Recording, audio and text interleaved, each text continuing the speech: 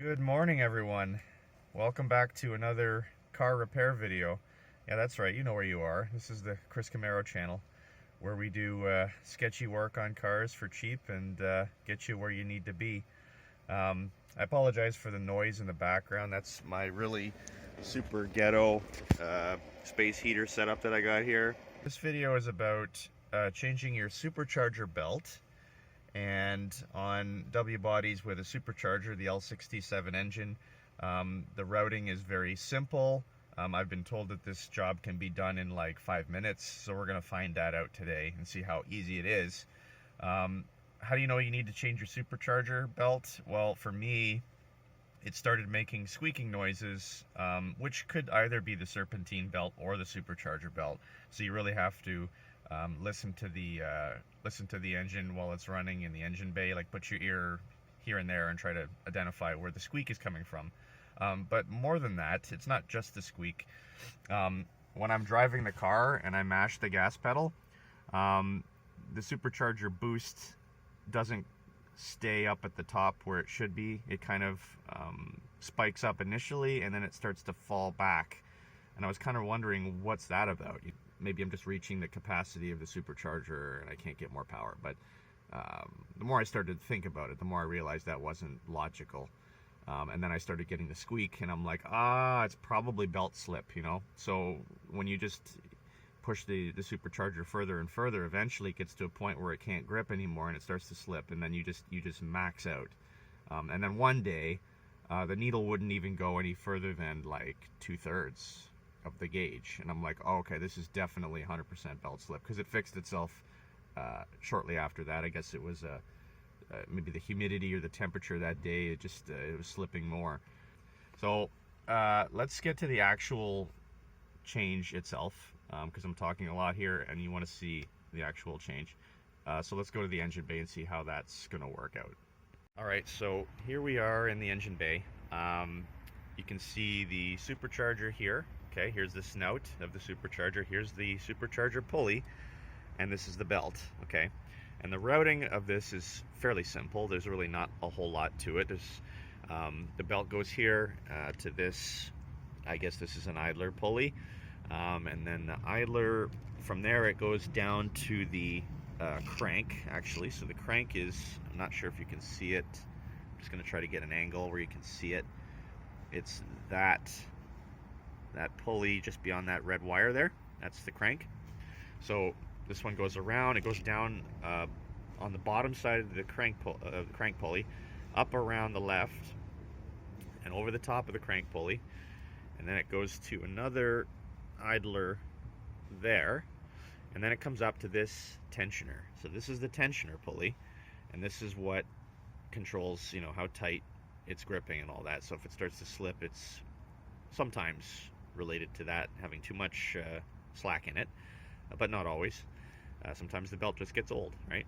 And then it goes back on the underside of the supercharger pulley again. So the routing is fairly simple.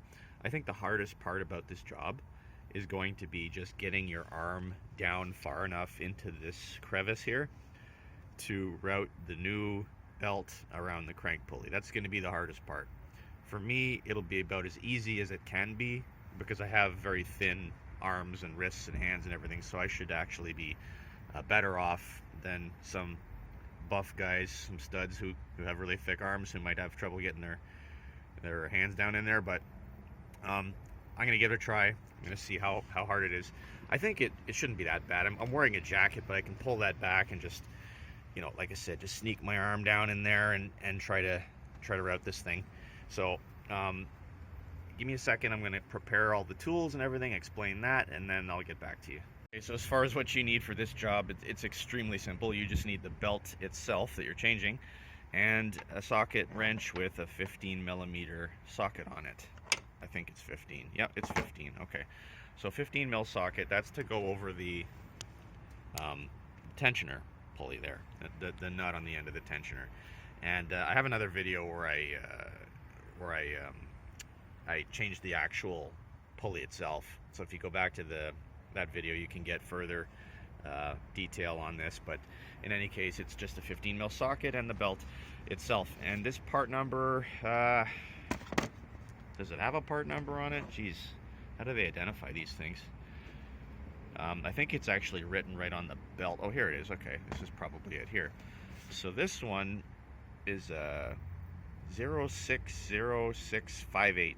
Okay, and that is what I picked for the 3.4 inch pulley that I put on here. Now, when I changed the pulley, I didn't buy this belt. I kept the original one because, like I said, it was still in range. But now that I have to change it anyway because it's getting old or degraded or whatever, I figure this is the belt that should have been on there from the beginning. So this is a better part number. They're both okay, but this is a little bit better because it's going to be tighter. It's going to give you a better grip. So that's what you need. And really, this is a very elementary. Whoop, shit. Just about lost it. Okay, this is really not that difficult. All you got to do is get the socket wrench over that nut there, and then just sorry, I think it's the other way. Try again.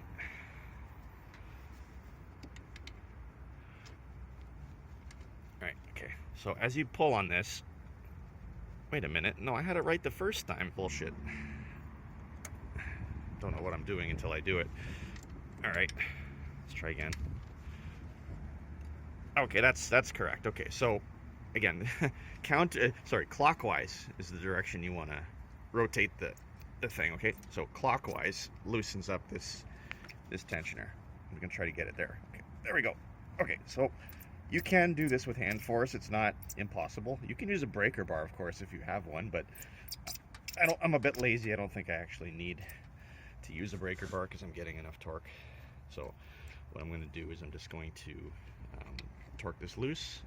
This is a two-hand job, of course, so I can't hold the camera, but I'm going to torque that until the pulley comes to the left, as you saw, and then I'm going to start pulling the belt off.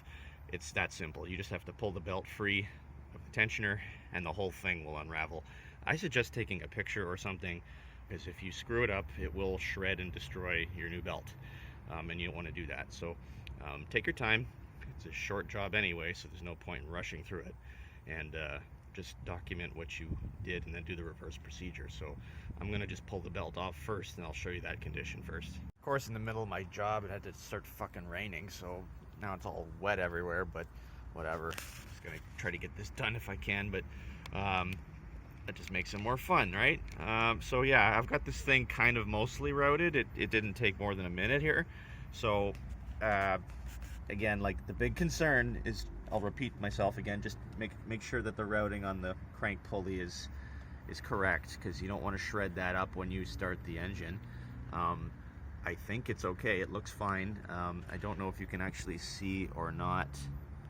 You have a total of 5 pulleys, okay? Your crank pulley has grooves on it. This front pulley, the frontmost pulley in the car, has grooves on it. Your supercharger pulley has grooves on it, but that one's easy to see, so you won't have any trouble with this one, so don't worry about that one so much. So first worry about your crank pulley with the grooves on it. Make sure that the grooves are lined up properly.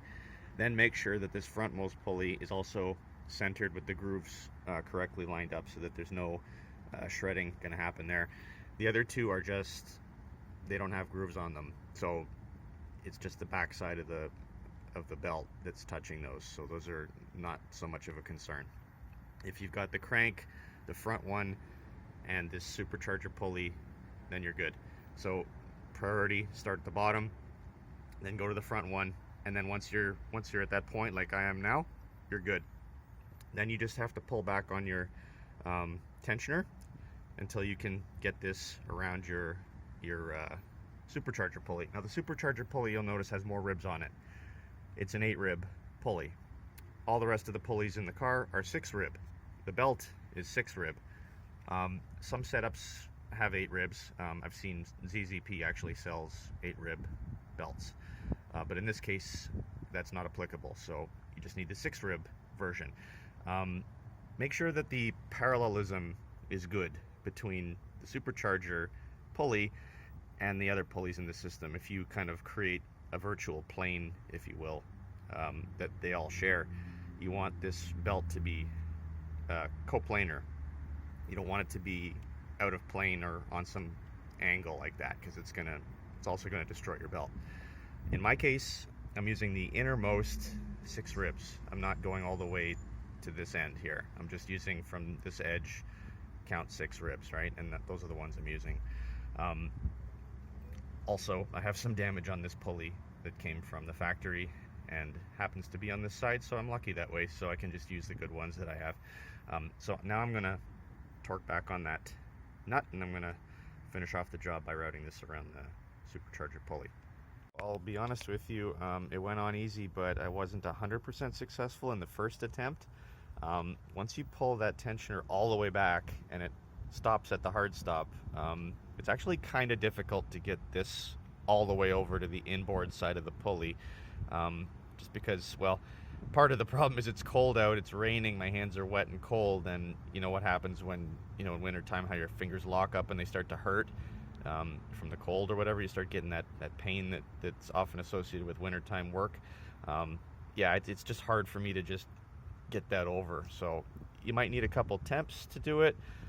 If you have a friend that can help you out, all the better, because they can just pull on that tensioner while you're working this thing. Doing it with one hand is a little bit awkward, but I wouldn't say that this is by any means like a super difficult job. But just, you know, like I said, my hands are hurting, so I just need a couple of attempts to get this right. So I'll just give it one more shot here. So one other thing, if you have gloves, use gloves. I'm a bit stupid sometimes and I forget to do these things, these simple things that make my life so much easier. So I managed to get it on the final rib there, so that's good. So now the job is complete. The routing is as it should be, just as it was before. Important safety tip: do not leave your socket wrench attached to that nut. If you turn the car on and that thing is on there, you're gonna destroy like a bunch of stuff. I think, yeah, that's gonna be a bad day for you if you leave that on there. So make sure you get that off before you crank the engine. And for me, this isn't something I read anywhere, but it just makes common sense to me. I'm just gonna crank the engine. I'm not gonna actually start it. I'm just gonna like blip the key just to turn this thing over a couple rotations, because I don't necessarily want to find out the hard way that I routed it incorrectly. So all I want to do is move the engine, you know, a couple rotations, and that's it. If there's a problem, maybe I can salvage the situation, right? If you start the engine, it's gonna destroy itself within a very short amount of time. A second or two is all it takes, right? So I'm just gonna go blip the engine, and if everything's still okay, then I'll fire it up. Okay, here goes nothing.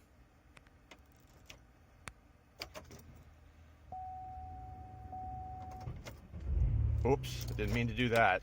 Let's go see if there's pieces of rubber everywhere. You can tell the belt moved because now I can see the label part sticking out, but so far as I can tell, no damage. I think we're okay. So I'm just gonna go and fire this thing up, and we can watch it running.